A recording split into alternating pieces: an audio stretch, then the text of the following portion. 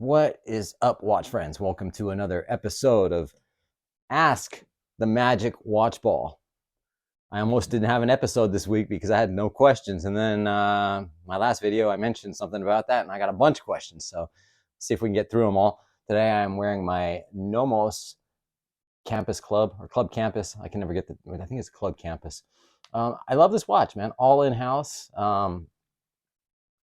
It's a fun watch and it's a really good watch. So anyway, having said that, let's get into the episode and we'll roll the intro.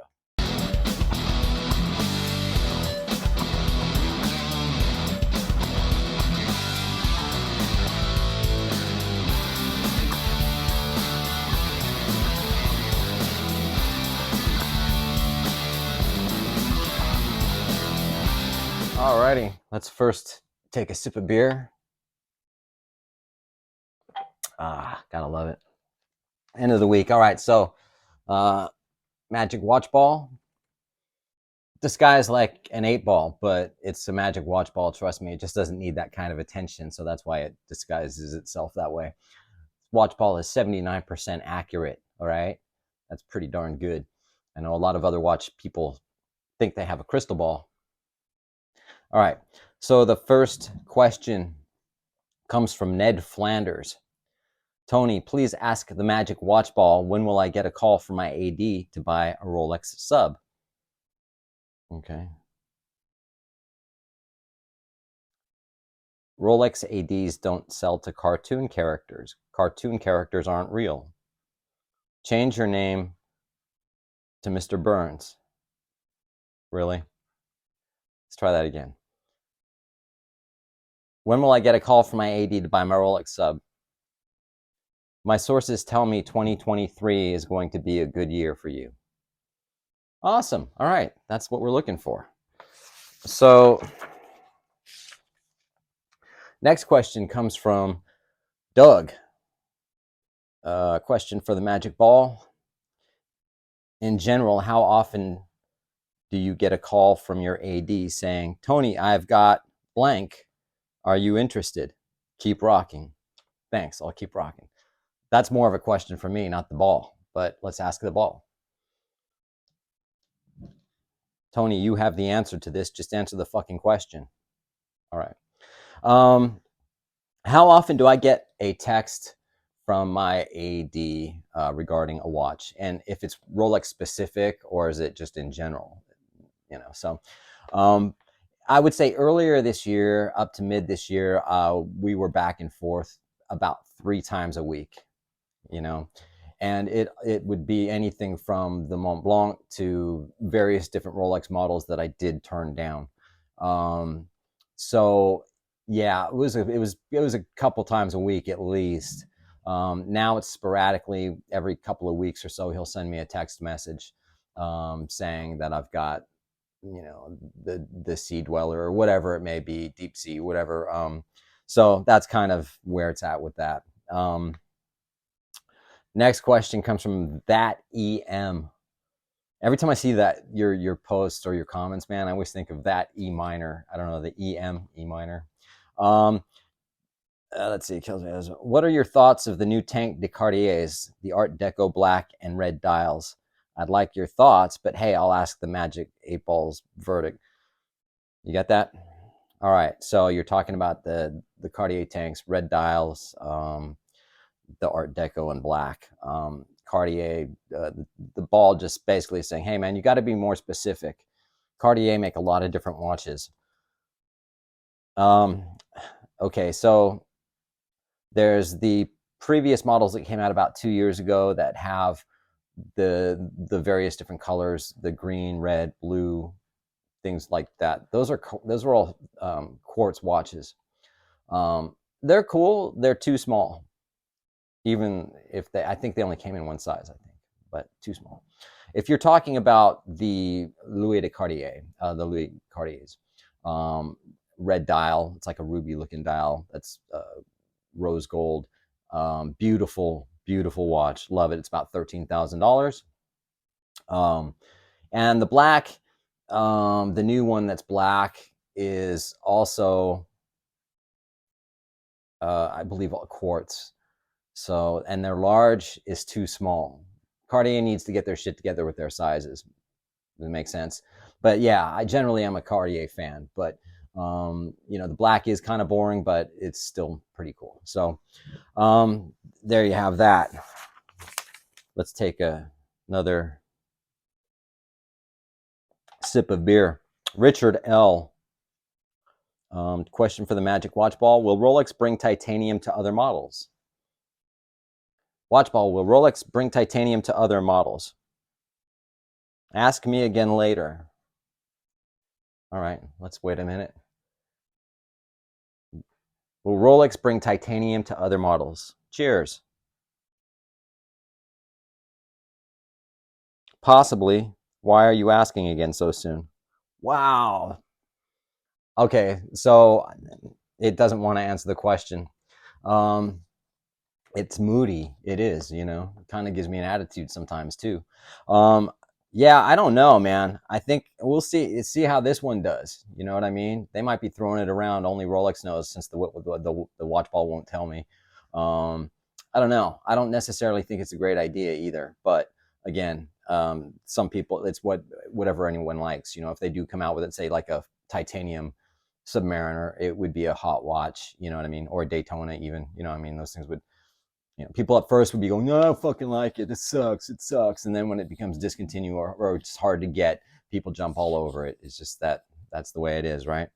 Um, Now that's funky has a question. Here's a question for the 8 ball. Watch ball, dude. Did AC stage the robbery, or is it real? Is he going to get his watches back? Can you do an interview with him to help him out?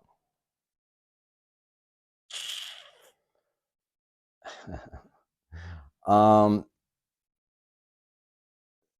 that's a tough one. The watch ball is saying straight up, it just saying yes. I know it's hard to see, but you know, I'm going to throw my opinion in on that one a little bit, but I'd rather just stay away from it. If it was set up, that would really suck, and he better get away with it, man. Because if you're trying to do any type of insurance fraud, you know, I don't know much about it because I don't watch his channel. I used to, and I'll periodically watch part of his channel. But there are some red flags in that, you know, that I saw. But there's a ton of couch investigators out there that come to their opinion. I hope if it's legit and he had nothing to do with it. I mean, it really does suck, because as much as people love him or hate him or whatever, he still worked real hard to get those watches. You know what I mean? He's got quite a few Pateks, Calatravas, World Timers, I think. His Rolex, he has a Sky Dweller that was given to him. You know, it's sad, you know, that people have not only the fact that his watches got stolen, there was so much hatred. So the video I saw was when he first came back and he was showing his room, and just a mess, you know what I mean? And so it's sad, and I hope he gets his watches back. Realistically, you know, I don't know. Again, I'm not part of that investigation, so I couldn't tell you, but I hope he does, and I hope it's not staged. You sure have a lot of balls to come out here, you know, but if he has insurance on him, that's one thing, you know. He's in Australia too, so you know, as far as the how the insurance companies work out there, I mean, I can tell you out here, if I have renter's insurance because I rent my place. I have like sort of a blanket policy that just pays for, you know, up to a certain amount of money. I have my watches insured from a separate insurance company, so that's different. So, for instance, if someone came in and stole my watch collection, that's just not, they're not going to say they're going to pay me this much for the Rolex and this much for the Cartier and this much for the Mont Blanc and this much for the other Cartier, whatever, or the other Rolex, whatever. You know, it's just one of those things that I insure specifically for my watches and separately for my just overall dwelling. And if he didn't have insurance specifically for his watches, then he's going to have a bit of a tough time, because he's not going to get anywhere near the money that what those watches are worth, you know. So I hope that kind of helps answer your question. Can I, and it's also, can I do an interview with him to help him out? That dude wouldn't want to interview with me. You know, he has no clue who I am, I'm sure. And he's got plenty of people on his side, I also think. So thank you for your question, though. Next one's from Joe Sylvia. Tony, ask the Magic Watch Ball. Is $5,600 way too much for a Breitling Chronomat GMT with an ETA movement? I'm really lusting after this watch, but the price is ridiculous for a GMT without a jumping hour hand. Sorry about that. No, buy what you love. It shouldn't matter the price as long as you love the watch. And what would it matter? If it has an ETA movement, lots of watches have ETA movements. A lot of watches have in-house movement. Doesn't necessarily mean they're better than the ETA movement.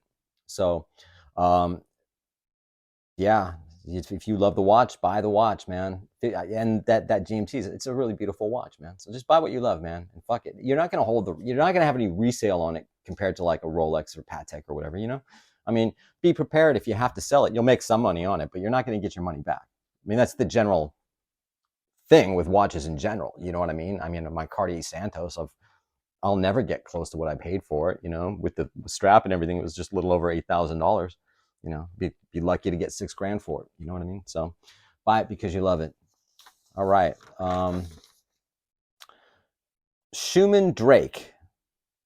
Okay, Schumann Drake. So I've got a question. I was last year I was offered, and I bought James Cameron in May. I was offered other watches about every 2 months after that.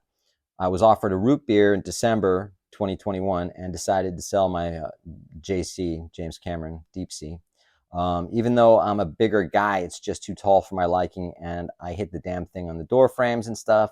Dial is gorgeous, but sold it and bought the GMT. Ever since, not one call from the AD for another watch. I had it 6 months, so didn't buy with intention to flip. I'm 99% certain that my AD found out about this, and I'm sure I'm blacklisted. Any thoughts on this? Is that relationship irreparable? I appreciate you taking the time. Hopefully ask the Magic Watch Ball. You got that? Magic Watch Ball says, are you 100% certain? Well, you said 99% certain that your AD found out. And you think you're blacklisted. You could be if they found out, and especially if they think you're a flipper. I would contact the AD, find out if they have any other watches that you would like. If there's any other Rolex on your list, talk to them, feel them out, see what they say. Be cool with them, let them know. And if they mention anything about the watch that was sold, just tell them that you know it was too big and you love the watch, but basically you really love the GMT, and you hope that this doesn't change the relationship. But at the same time, if they don't respond to you or you get the cold shoulder, then find another AD. You know, here's the thing, man. Yeah, Rolex the ADs don't want you flipping watches. You know, you can say what you want. You've had it 6 months and you don't like it. And I get it, dude. I know the James Cameron. A friend of mine bought one, and he's a big dude, you know, and he loved it. But the thing is, yeah, it's big. It's a tank, you know. I mean, I held it and I was like, man, this thing's fucking huge. And he ended up selling it. Keep in mind, this is before the whole pandemic and whatever. And Rolex don't care, you know. I'm pretty sure if I sold, like, I don't wear my Datejust 41, and I'm pretty sure that if I got rid of it, like, I don't like it because I just can't see the hands. I can't tell the time on it. And if I sold it and and I didn't make a profit on it, and besides, it's not one of those watches you flip anyway. I would, if I say, hey man, I sold it to my buddy for less than what I paid for it, I'm sure my AD is not going to blacklist me for it. I mean, he may. I don't think so. I mean, because I don't have that intention. It's not my intention to be that. That's not what I am. So as long as they know you're cool, and and that's not what your intentions are, then and if you don't hear anything, hang out for a year, with your GMT and show them that you still have it. You know what I mean? So the final question, I hope that answers your question. Paul Thompson, I don't see the point of customers being arrogant. It makes them look childish and spoils their buying experience. Yes. Ken, question for the Magic Watch Ball. What are its top 3 YouTube watch channels after TTWT, of course? Watch Ball, what are your favorite YouTube channels? I don't watch TV. It's pointless. It has no meaning. Besides, you know the answer to this. So if you want my answer, as to what the watch ball doesn't watch TV, doesn't care. And me, I don't either too much. I flip between channels. I don't necessarily look forward to something. The channels that I do like Jenny L. I think she's legit, and she's got, some great insight to what she does, and I really appreciate her videos. Mark Goldberg, occasionally I'll watch some of his stuff. Even Paul Pluta, Archie Luxury or whatever, I'll watch some of his stuff sometimes, but it's hard for me to get into that. It's because all of his stuff is pretty much randomly the same. It's shit, it's a dog, all that shit. You know what I mean? But when I was coming up in the not watch industry, but when I started my first YouTube channel was 2016, end of 2016, early 2017. There was really no YouTubers out there doing watches. It was pretty much Archie Luxury. Man. He was the only one I watched, because it was pretty much the only one from what I remember, But I'll flip, between things. If there's something about, a certain, like if it's something going on, like a convention or something like that, whatever watch channel is featuring that, I'll watch it. If I was looking, say, for an FP Journe, Patek, or whatever watch, I will just search for that watch, and whatever comes up, if it interests me, I'll watch it. You know what I mean? So specifically, I don't really have specific channels that I just religiously watch. I do like what's his name, Oshin from Italy, Venice. I don't like all of his stuff, but I do like The View, and I do like it when he walks through the streets of Venice. And I think some of his stuff, he's arrogant, he's pompous, and he's kind of full of himself. But essentially it's like, some of he's not wrong in a lot of the things that he talks about. I know this video is getting long, so I hope you guys enjoyed it. So having said that, drink a beer. And now I'm looking for, I'm such an idiot. Arrgh. All right, you guys. All right, it's Friday. You enjoy the rest of your evening. We'll talk soon. All right, thanks.